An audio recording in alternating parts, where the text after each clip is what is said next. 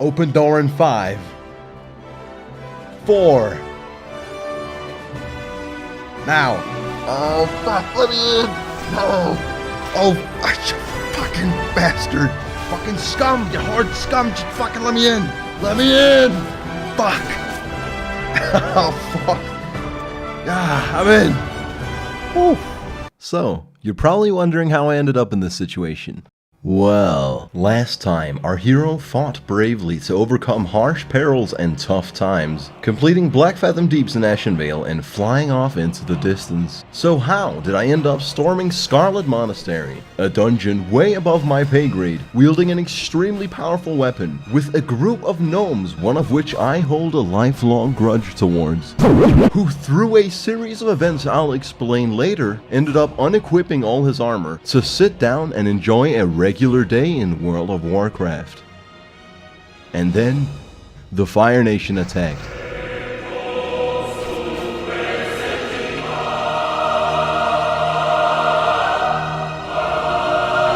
I'll have you know I've gone through much peril to bring you this video. The Deathmold saga has finally come to a close as they've yet again declared my apartment legally fit for human life. I'll admit it was my fault. I should have refrained from chopping that milk in half with an axe years ago, but there's no use in crying over spilled milk. What's important is focus. The who, what, when, and the where. I traveled from Ashenvale to Duskwood, exploring a new land in search of quests. You see, I had to get to level 30 to execute Order 66, or as it's referred to by the WoW community, absolutely ruining our game. But I digress. In my time there, I killed foul ghouls and scary skeletons. I met a man who through a very advanced form of schizophrenia was actually 5 people, 4 of which were buffing his conscious self. I got enriched by the local culture and killed a mage in his own bed. Completely honorless, but also something he'd never expect. Found a mob spawned inside of a wall. Fucking unplayable 15-year-old trash game.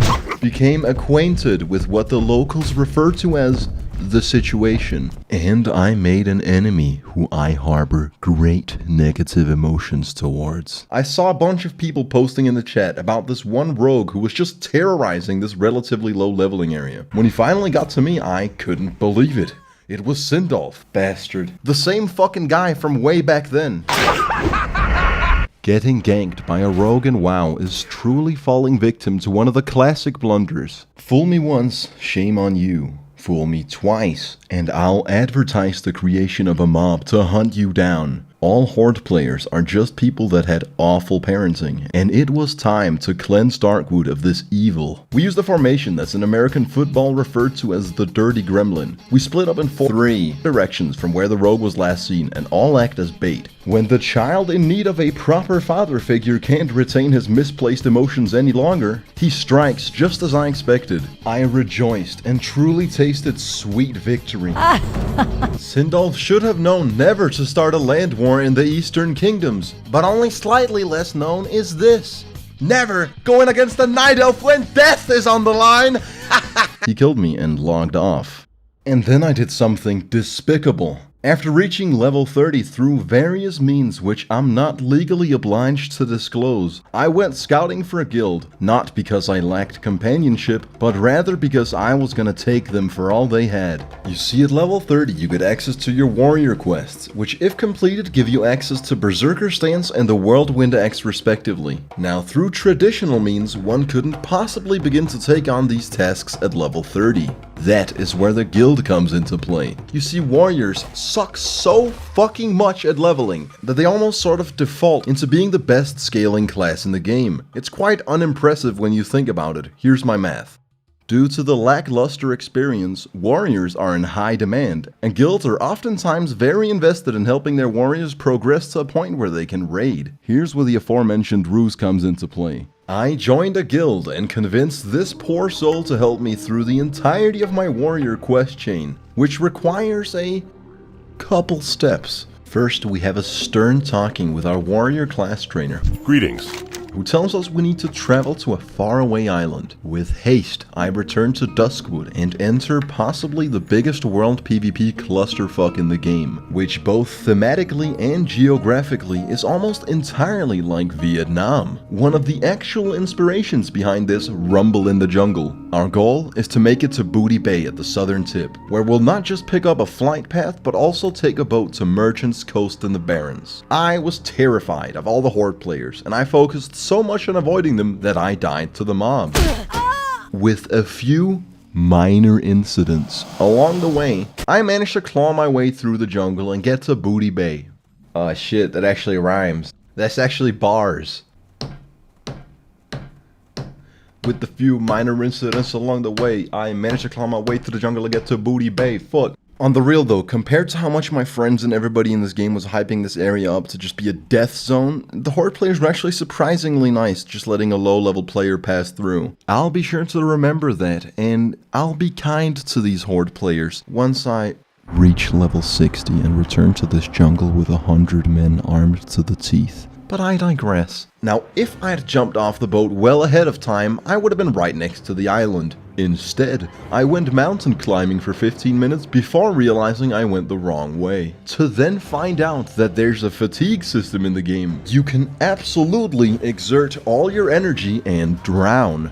In World of Warcraft, you learn something new every day. I finally make it to the island and speak to Clannoch MacLeod, a reference to the musician, who wants me to kill Big Will, who's actually also a reference to the musician Big Will. After doing this man's dirty work, we learn Berserker stance and begin the hard part of the quest. We journey all the way to Hillsbrad foothills, tied to Helcular, up through the Alterac Mountains and speak to Bathra the Windwatcher, who gives us the WoW class quest equivalent to 40 shots of tequila.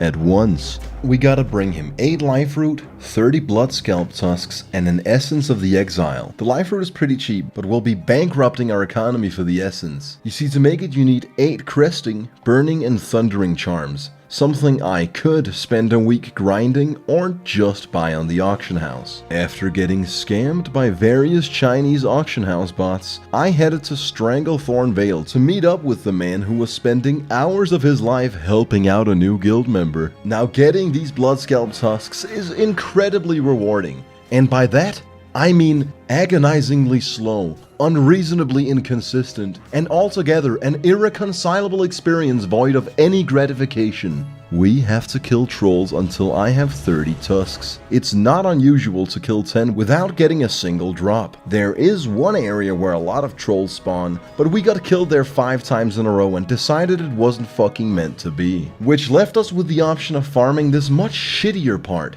It felt like the good area but sugar-free. Like the discount experience for the losers who couldn't hack it. This was diet tusk farming, and I wasn't having fun. In the jungle, there's no mercy. You kill people to steal their mob. You kill people to layer them. In fact, you kill people just cause you fucking can. It's not like you got anything better to do whilst waiting several minutes for a troll to spawn. I started farming these tusks at 1:30 AM, and it took a solid 2 hours before I had 30. By this point, my man had actively been assisting me for nearly 4 hours. Oh. We then journeyed back to the Alterac Mountains to complete the final part of the quest. After Bathra cooks up a potent concoction, we perform the summoning ritual. After which, Cyclonian kills us immediately. It wasn't even close, we definitely needed assistance. I looked through my friends list and the only person online was Larry6, the infamous Gnome of Doom. I swallowed my pride and asked for his help. He obliged, and with the help of a couple people from my guild, we finally managed to take down Cyclonian. I turned in the quest and was finally the proud owner of the Whirlwind axe, a weapon so goddamn good for my level that it should be illegal to wear at level 30. After receiving the axe, I told my guild it's been a pleasure doing business with them and immediately left the guild. Hold on, Darkness just texted me.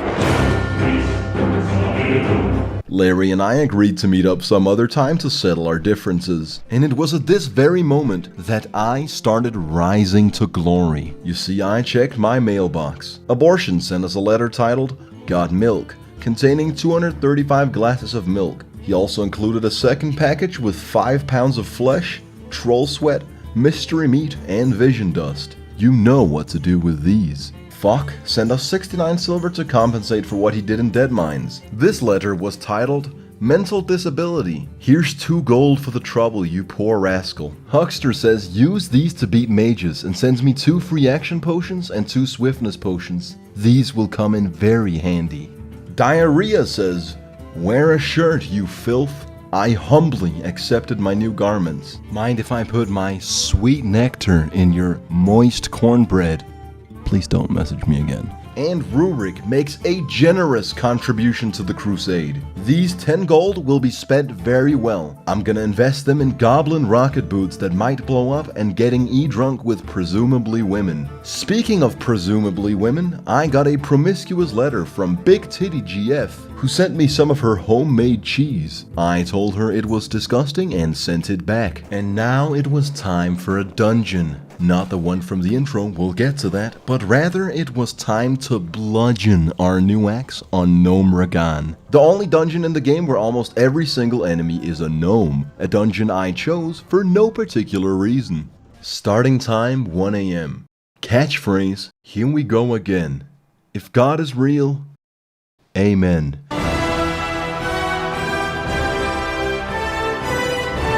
Just kidding. This run was a disservice to human intelligence and probably the biggest fiasco I've encountered during my 100+ hours in Azeroth. It's honestly impressive that this many things could go wrong at the same time. Check it out, right?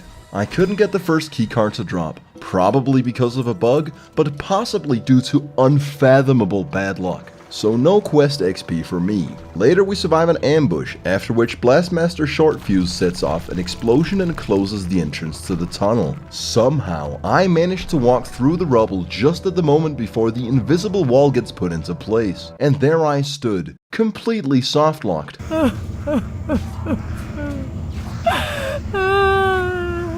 I couldn't Hearthstone out or get my health to 0. Had it not been for the Warlock summoning portal, I would have had to start a new life as a cave dweller. Our whole group then goes on to miss the second punch card, and our warrior needs for a ring with spirit and stamina. This caused Tractor, our mage, to have a mental breakdown. As I'm focused on the chat, I manage to aggro a group of mobs. My comrades stand still and watch me die. I call Tractor a redditor. He leaves the party, and I managed to get exactly 11 out of 12 essential artifacts before having to give up. Considering literally everything went wrong, I thought it couldn't possibly get any worse. So I find a new group and start all over.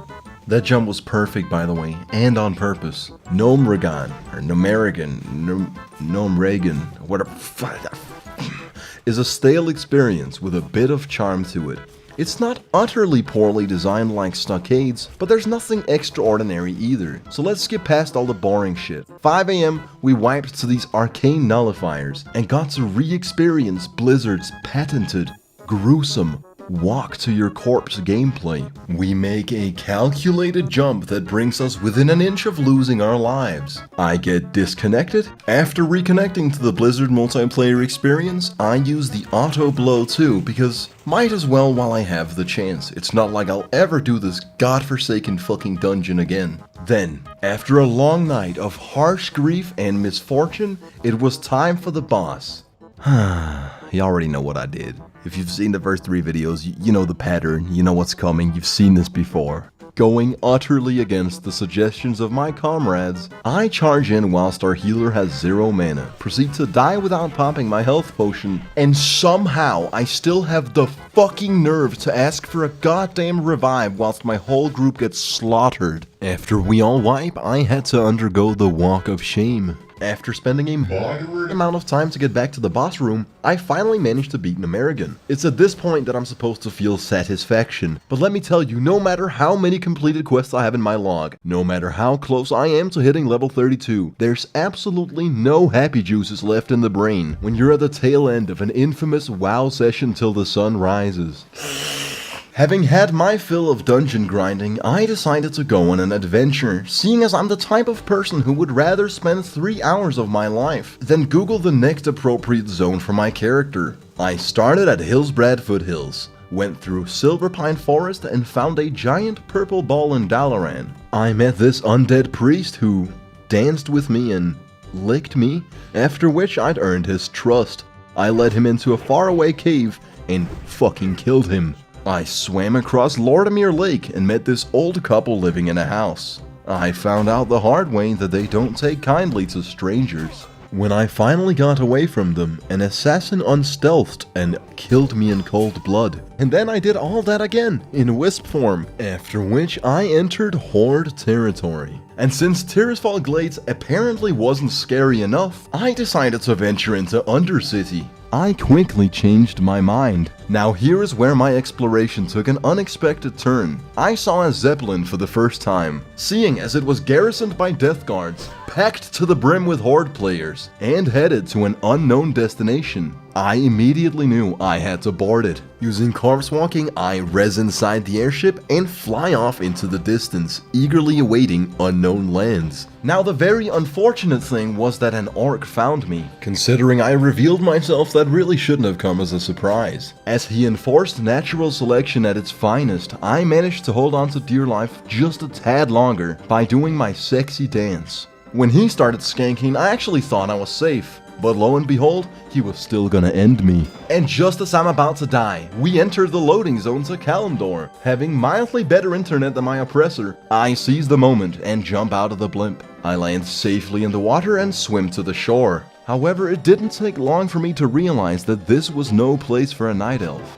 With a great sense of urgency, I decided to take the airship back. In Durotar, you can expect to run into just a couple Horde players taking advantage of the free public transit. I zoom past them and hide in the cargo hold. Everything was going smoothly until I was yet again discovered by an orc. I tried to negotiate with him, but I quickly discovered that he had all the leverage. When he inevitably tries to stab me, I jump out of the Zeppelin. I survive the fall just to be met by a small army of Horde players that can all see the big red arrow above my head. I suppose what happened next was to be expected. I'd had enough of this shit and took the Hearthstone home, flew to Theramore Isle and ran through Dustswallow Marsh. With only a handful of deaths, I trek my way through the Barrens and make it to Thousand Needles. So my gnome friend here is one hit away from dying. Naturally, I do everything in my power to save him from this gruesome sheep, who much to my surprise turned out to be an orc under a spell. Man, look at that, that's just goddamn beautiful. It took me 3 hours. Now in WoW, you can't actually communicate with the Horde. Whatever they write gets distorted into Orcish, but people have figured out how to type shit in Orcish, and when I tried questing only to be slain time and time again by this bastard who kept telling me to go back to retail, I'd had enough of this terrible place. In a last-ditch effort, I went to Gadgetsand to pick up a flight path so this entire journey hadn't been for nothing. And that was the very moment that I received a message from the gnome, asking if I wanted to join in on farming Scarlet Monastery, on the condition that I stopped picking on gnomes. Even knowing my track record with dungeons in WoW, I convinced myself that this was the move, seeing as the boss could yield an axe I wanted more than anything else in this game. Therefore, I went all the way back to Hillsbrad Foothills and met up with Larry, and this is actually the funny part. Remember that entire journey I just described to you? Now I had to do half of it again. And together with an individual who simply couldn't stop talking about how I should stop being mean to gnomes. So you like to pick on little guys, eh? With 10% luck, 20% skill, and 15% concentrated power of will, we actually make it to our destination in one piece. Now, if almost every dungeon leading up to this was a full-blown clusterfuck, this was a well-oiled machine. A symbiotic magnum opus, showcasing teamwork and synergy I never thought possible. Having several mages busting through armory is a fucking beautiful sight to behold. Prior to this, if I aggroed a few mobs, I was the bastard who fucked up. Now, anything less than 10 mobs was considered wasting time. I had to throw in the towel and admit, alright, I'm having a good time here, this is fucking gameplay. Larry even drank the Noggin Fogger elixir, which made him even smaller, and honestly, I respect a man of that size. These gnomes were clearly giving me the absolute hookup, and I could do nothing but reciprocate. Leading us to the part in the intro which I so shamelessly clickbaited you with. Unfortunately, I'm sorry to inform you that nothing extraordinary happened beyond that point. We ran the dungeon a couple times, I got Herod's helmet and shoulders, yet no axe. The day after, I decided to try again with a new group, but without the mage hookup it was painfully slow. We ran the dungeon for 4 hours before the Ravager finally dropped, at which point, Svanpult, the man who'd previously informed me that the axe was of no use to him, kneads on it and I lose the 50-50 roll. Dungeons in World of Warcraft, man, I'm starting to see a pattern here. As a silver lining to end the video on a high note, I rekindled with my bangin' WoW GF Elizabeth. She'd been grinding the real world, resulting in a solid level deficit, landing me the power position in the relationship. Financially, I was a powerhouse. DPS wise, I was a primal fucking animal, and that's why they always come crawling back, especially if you don't tell them about the letter from Big Titty GF. Anyways, that's the end of our journey for now. Getting E-smashed with presumably women. Would our hero ever get the Ravager axe? Would Swak Victus rise to the occasion? And what gruesome adventures awaits our hero? I suppose you'll find out if I don't quit playing this game. Which I might.